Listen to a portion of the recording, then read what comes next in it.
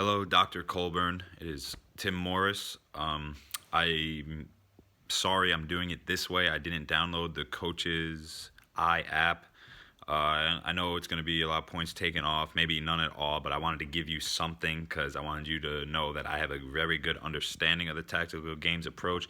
It's what we work on at William Patterson. It's what is drilled into our heads, and it's something I love doing, love being a part of it in the class, and I love going out to the schools and teaching it. It's very fun. Kids get engaged, and I love it. I'm a big advocate for it. So I was just gonna give you a little brief description of it, so you know I have a basic understanding of it. We could take a racket sport for example, say badminton. Say you want to work at badminton. The first thing I would do with a class is I would get them involved in a modified game without explaining rules, almost setting them up for failure. Let's say we're working on just returning it over the net.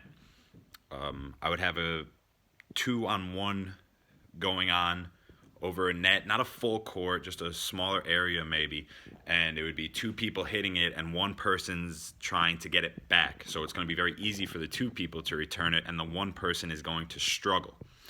And so after they could do that for about 5 minutes, the one person is struggling, I would get the whole group together and do what we call William Patterson guided discovery, which is leading students with questions so they could understand who was successful, who wasn't successful, what made them successful or unsuccessful.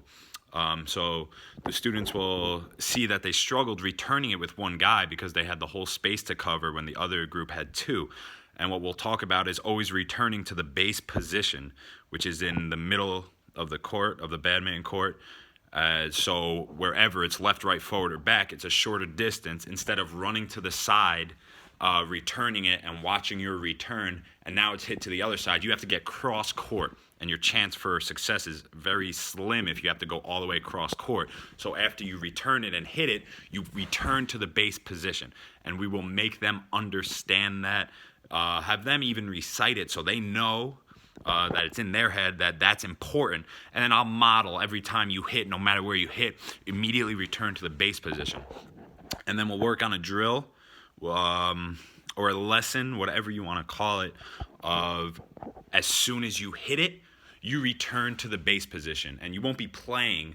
You'll have whatever your group is, 2 or 3 people will be on one side, and they'll each have 3 or 4 birdies, and they'll be throwing it to the side, and you return it and immediately get back to the base position.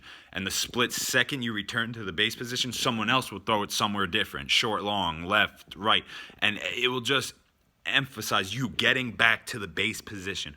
That has to be drilled in them so they understand that concept. They have to understand that concept. That's the point of the lesson. So then after we drill that, everyone gets their reps in. You get number of reps. So you're used to, as soon as you hit it, you're returning. Then we'll get back into the modified game that we started with the understanding of how to do it and how to complete it at a higher percentage. So now the first modified game compared to the second time you come back and play it, the success rate of the students will be much better. You'll see that they'll be keeping the birdie up longer. They're able to rally longer, even though it's 1-on-2, because they have the basic concept in their head. Once you hit it, you have got to return to the base position, so you're in a better spot to return anything.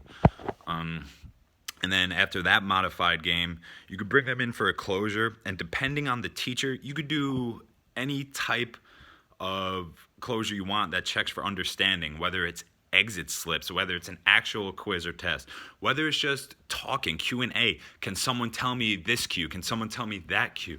After you hit it, what's the name of the spot you have to be? Why do you have to be? And just check for understanding, because the understanding of concept is transferable. In racquetball, you have to return to the base position. Now you move on to the next lesson, tennis. They understand. Once they figure out where the base position is in each sport, you have got to return to the base position. In pickleball, you have got to return to the base position.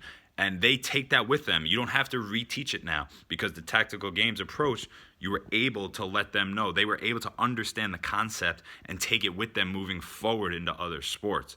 And that's why I love it, because it's not just, hey, this is how you hit a baseball, or hey, this is how you hit it. All right, now go play and do it. No, you make them understand concept, which immediately makes them better at any game they'll do.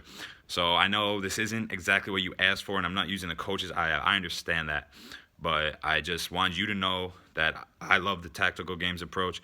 I use the tactical games approach, and I understand it. And I hope we could talk more about it. We haven't set up a conference yet where you and I could talk, but we will. I really want to. I appreciate how you're running the course, and just thank you for everything. So I'll talk to you soon.